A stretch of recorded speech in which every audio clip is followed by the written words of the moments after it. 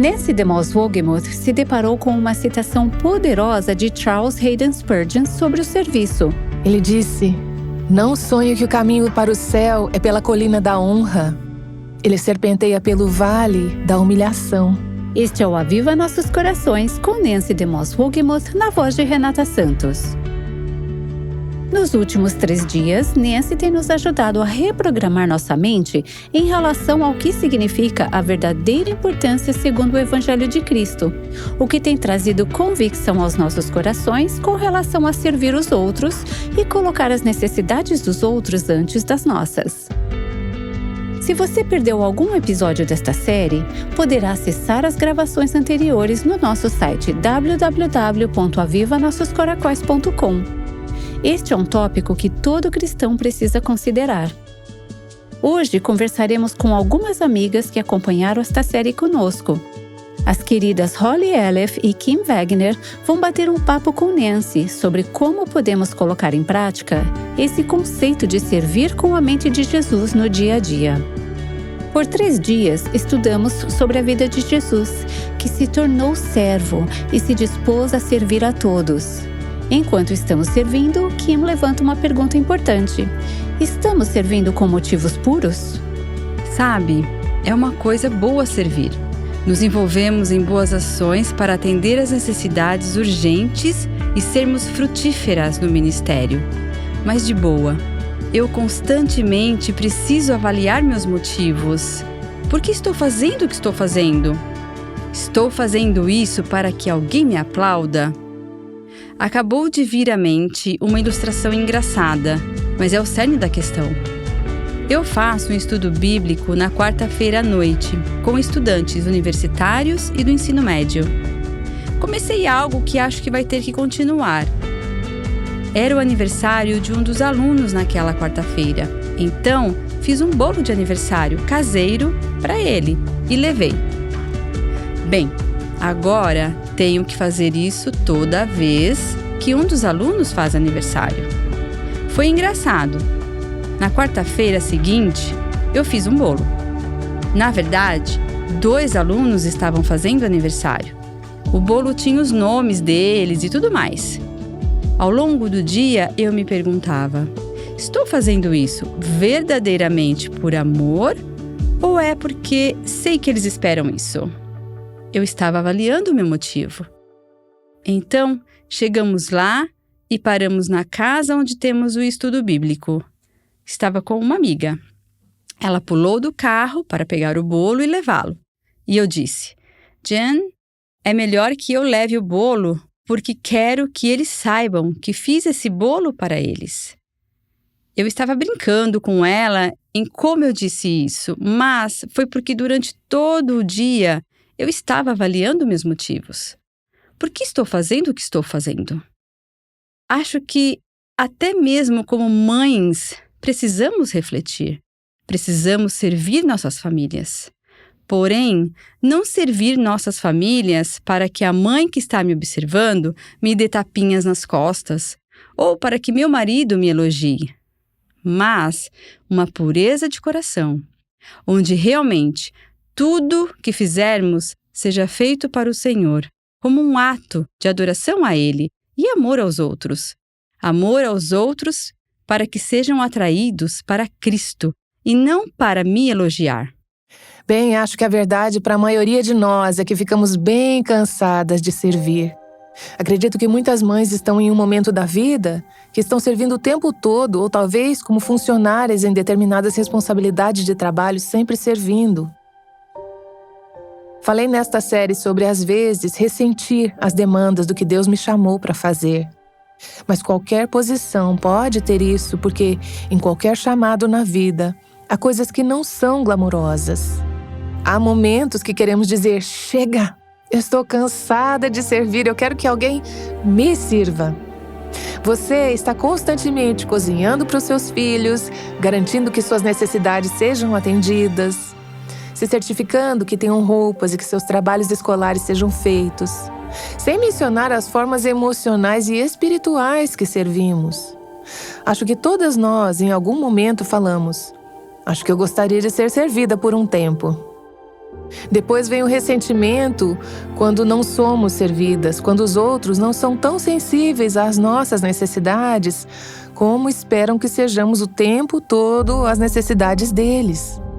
Será que eu sou a única que luta com isso? Não.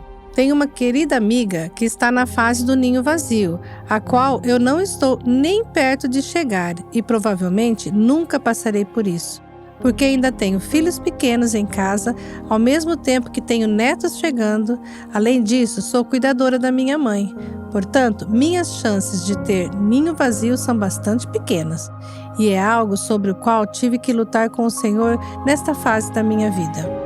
Estava conversando com essa amiga outro dia. Ela ama a palavra, ama estudar, ama ensinar a Bíblia de Deus. Mas neste dia, ela foi fazer as unhas e depois foi a uma cafeteria e por 5 horas ela ficou sentada, fazendo um estudo profundo e diligente nas Escrituras. Por 5 horas! Enquanto ela me contava sobre isso e todas as coisas gloriosas que ela descobriu na palavra, eu estava sentada ali tentando muito, mas muito, ter um coração correto. E ficar feliz por ela. Ficar feliz por ela. No final da sua narração sobre suas 5 horas, ela disse de repente: esta conversa provavelmente não é muito útil para você, não é mesmo? Eu disse: bem, na verdade não é, mas estou muito feliz que você teve suas 5 horas para estudar. Eu tenho que descansar no Senhor, já que provavelmente não vou ter 5 horas para estudar antes dos 100 anos. Estamos em fases muito diferentes. Acho que precisamos ter muito cuidado, como mulheres, para não compararmos nossa vida com a de outra pessoa e dizer: bem, Deus, o Senhor concedeu essa bênção para ela. Eu não quero passar o que estou passando, eu quero o que ela tem. O grande problema da comparação é que nos tornamos descontentes. Pode não ser que eu não queira que ela tenha isso. Pode ser que eu só queira isso também. A comparação é, sem dúvida, muito perigosa e todas nós a fazemos. Minha vida não será igual à vida de outra pessoa. Se eu insistir para que Deus a modele como a de outra pessoa, posso acabar perdendo as bênçãos que Ele me concedeu e me encontrando em um lugar onde não desejo estar. Quais são algumas das áreas práticas em que realmente caímos na comparação? Acho que a comparação física é enorme em nossa sociedade. Acho que até mesmo as pré-adolescentes lutam muito com isso. Estive com uma jovem ontem que teve problemas com bulimia. Muito disso surgiu com ela se comparando com outras jovens e achando que nunca seria tão bonita. Isso levou uma espiral descendente em sua vida, que Deus corrigiu agora. Em nossa sociedade, há um foco tão grande em coisas externas e não em coisas do coração. Sabe, não são apenas adolescentes e estudantes universitários que fazem comparações físicas. Nós, mulheres, fazemos muito isso à medida que envelhecemos. A busca pela juventude e a manutenção da beleza juvenil são uma obsessão em nossa cultura, assim como o que estamos fazendo com partes do corpo, cirurgias, cabelos, roupas, maquiagem. Muitas dessas coisas não são uma questão de certo ou errado, mas sim o que está em meu coração. É o desejo de parecer com aquela modelo de 25 anos, quando temos 45, 55 ou 65 anos? Ou é um desejo de ser mais bonita que as outras mulheres? Não há procedimento que eu faça que me deixe parecida com uma modelo de 25 anos, mas sem dúvidas é um problema. Acredito que as posses, coisas, são outra área em nossa cultura. É muito fácil comparar e avaliar com base em casa, carro, roupas e coisas. É aí que a inveja, o ciúme e o espírito competitivo entram. As lojas de departamento e os shoppings capitalizam isso.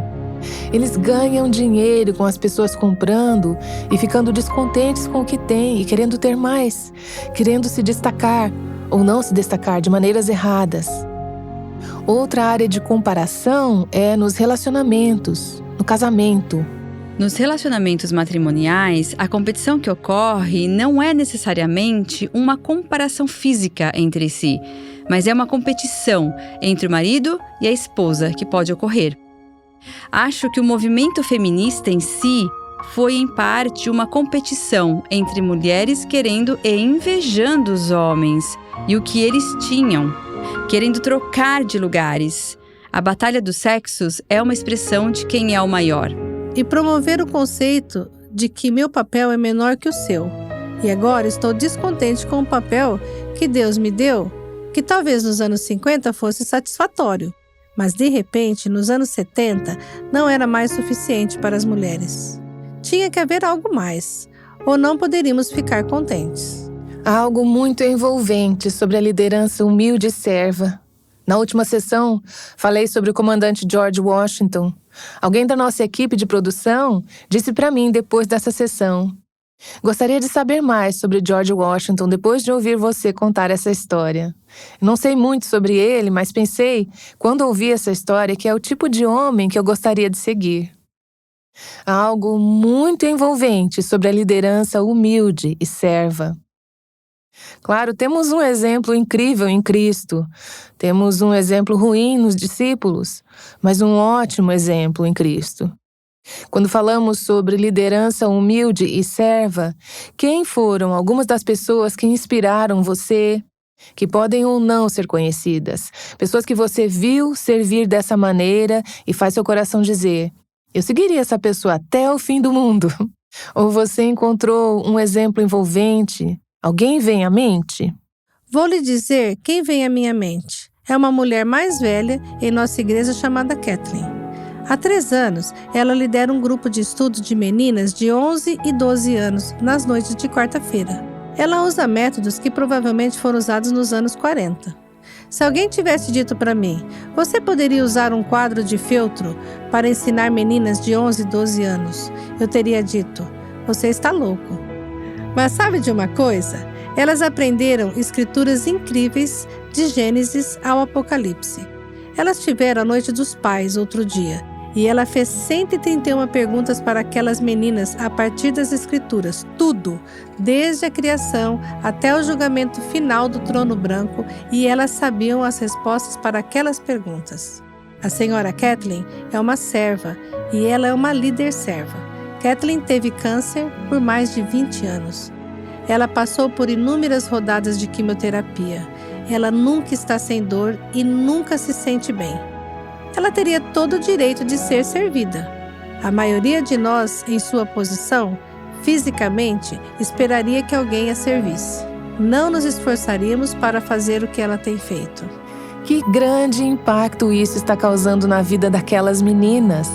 É um grande exemplo de... não apenas pelo que estão aprendendo sobre o conteúdo, mas pelo que estão aprendendo sobre a vida e sobre Cristo. Sobre alguém servindo nos bastidores, sem um retorno real, exceto obediência a Cristo. Nenhum retorno real aqui, mas uma grande recompensa à frente. Eu realmente acho que alguns dos verdadeiros heróis não reconhecidos e os que mais exemplificam o coração de Cristo são aqueles que trabalham com crianças. Mães, professoras, cuidadoras do berçário. Deus abençoe as cuidadoras do berçário. Pessoas que trabalham com ensino fundamental 1 e 2, e ensino médio. As pessoas que cuidam de seus filhos nos domingos de manhã para que você possa participar de um culto e muitas vezes não conseguem entrar elas mesmas. É um ministério que eu não gostaria de ser chamada para servir, mas sou muito grata por essas pessoas que disseram: sim, Senhor. É realmente uma honra servir. Se o presidente dos Estados Unidos ou alguém que valorizamos muito nos dissesse: gostaria que você viesse trabalhar para mim, para ser meu chefe de gabinete, ou serviçal, ou o que for, consideraríamos isso uma grande honra e privilégio. Mas o Rei dos Reis nos diz: eu vim para servir e eu os chamo para servir. Acho que esquecemos que, ao vivermos esse chamado, é uma honra, é um privilégio fazê-lo por Ele. Eu amo aquele trecho em 1 Samuel 25, onde Abigail vai até Davi e diz: aqui está a sua serva, pronta para servi-los e lavar os pés dos servos do meu senhor.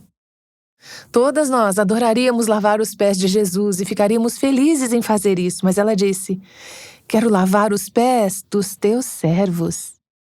É difícil encontrar mais humildade do que isso, fazê-lo pelo menor destes, por aqueles que não podem te dar nada em troca. Eles não podem retribuir, eles não podem fazer você parecer bem. Seu nome nunca será visto nos holofotes por fazer isso. Isso é viver o coração de Jesus. E realmente chegar ao entendimento de onde Deus a chamou para servir. Porque, Nancy, muitas vezes as maneiras como você serve serão diferentes das maneiras como eu sirvo. Por exemplo, se você é uma mãe do lar, com uma casa cheia de crianças, e durante todo o dia está fazendo coisas insignificantes que parecem tão sem importância no momento, realmente precisamos ter uma perspectiva correta do porquê isso importa. Precisamos de uma nova definição de importância. Certo, porque isso agrada o coração de Deus. O fato de que Deus sabe o que estamos fazendo e Ele vê isso. Não é insignificante para Ele e dará frutos, mas pode ser que não seja essa semana que dará frutos. Amar seu marido o suficiente para lavar seus pés quando ele teve um dia realmente ruim, mesmo que o seu dia não tenha sido incrível. Significa, como Nancy mencionou há alguns minutos, ter em mente o quadro geral repetidamente enquanto você está fazendo as suas obrigações e se lembrar de que é para o Senhor. Este é o meu chamado. Ele me chamou para trazer cada pessoa à plenitude em Cristo. Ele me chamou para abençoar aqueles, amar aqueles que estão ao meu redor, investir neles. À medida que você traz à mente ao longo do dia essa perspectiva do quadro geral, será capaz de fazer tarefas aparentemente insignificantes com um coração de gratidão por ter sido chamada para fazer isso e com um coração de amor. Acho que o que realmente me impressionou nessa passagem, nesses 3 trechos paralelos que olhamos nos últimos dias, e eu mencionei isso, é que todos aconteceram sob a sombra da cruz. Tanto os discípulos brigando, discutindo, disputando, estavam todos no contexto de Jesus dizendo que estava prestes a morrer para concluir o seu chamado. E nesse contexto, eles estavam disputando, se comparando e tentando superar uns aos outros, se promovendo.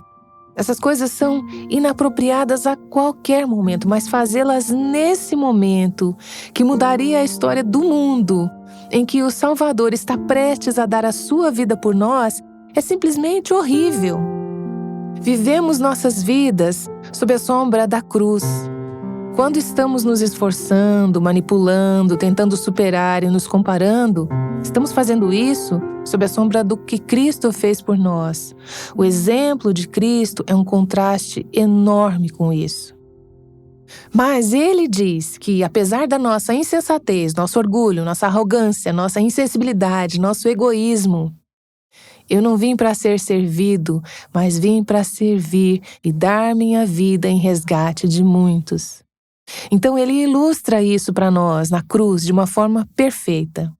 O próprio Deus tirar a sua coroa e suportar o ridículo de ser desprezado, ser rejeitado, ser maltratado e perseguido, seu corpo sendo quebrado, seu sangue sendo derramado. Isso é o Evangelho. Deus se tornou homem e foi para a cruz. Então vivemos o Evangelho ao seguir os passos de Cristo e pegar aquela bacia de água e toalha e dizer: eu quero ser um servo dos servos do meu Senhor. Estou tão feliz que Deus foi gracioso o suficiente para incluir todos esses exemplos dos discípulos sendo tão orgulhosos, sendo tão argumentativos e lutando por posição, porque podemos nos identificar com eles tão facilmente. Mas também não é uma imagem do poder transformador da ressurreição? Porque logo após isso, veja bem, Tiago, que era um dos que está argumentando para estar ao lado, na posição à direita de Cristo, ele foi o primeiro a ser martirizado. Ele foi martirizado provavelmente dentro de 2 anos. Ele estava dando a vida dele. Ele percebeu o que é verdadeiramente importante. dar a sua vida. Você morre pela causa de Cristo.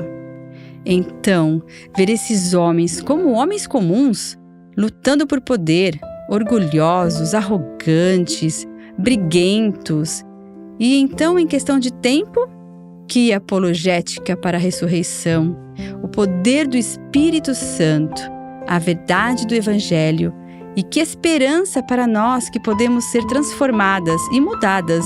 Eles estavam em processo e nós também estamos. Não sabemos quando será nosso momento em que o Senhor nos levará para o céu, mas estamos em processo até então, nos tornando as mulheres que Ele quer que sejamos.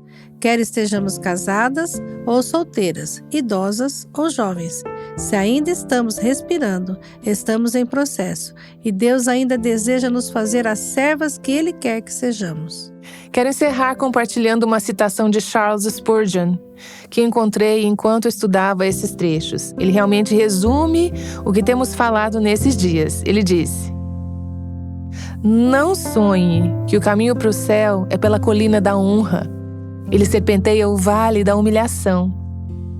Não imagine que você pode crescer eternamente sendo importante aqui. Você deve se tornar menos e menos e menos, mesmo que seja desprezada e rejeitada pelos homens, pois este é o caminho para a glória eterna. Esse é o caminho de Deus." Isso é o que Jesus estava tentando explicar a seus discípulos.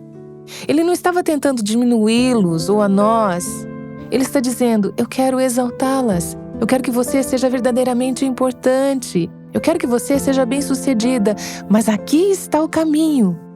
Humildade mais serviço igual a verdadeira importância. Você ouviu Nancy DeMoss Wolgemuth num bate-papo com suas amigas Holly Aleph e Kim Wagner. Elas estavam falando sobre um tópico que tem a ver com todas nós. Como rejeitamos a definição de importância do mundo e nos tornamos servas como Jesus? Essa discussão faz parte da série chamada Como Ser Importante. Para ouvir os outros episódios dessa série, visite nosso site www.avivanossoscoracóis.com. Recebemos um e-mail de uma mulher que ouviu sobre os podcasts do Aviva Nossos Corações. Ela escreveu o seguinte: "Estava um pouco desanimada por estar solteira esta noite e encontrei um link para o seu site enquanto estava limpando minha caixa de entrada de e-mail. Louvado seja Deus, fui ministrada. Gostei de uma ideia que você apresentou, que podemos oferecer ao Senhor nosso desejo de casamento. Nancy, sabemos que não podemos prever ou orquestrar quando as pessoas ouvem o programa exato que estão precisando no momento certo. Eu amo a maneira como espalhamos a semente e o Senhor faz ela brotar e produzir frutos. Ele pode usar uma pequena semente, como um e-mail com um link para um programa. Ele pode trazer essa semente à luz exatamente quando é necessário e depois falar por meio de sua palavra aos corações necessitados. Nosso trabalho é transmitir fielmente a semente da palavra. Você é uma parte importante para ajudar a tornar isso possível.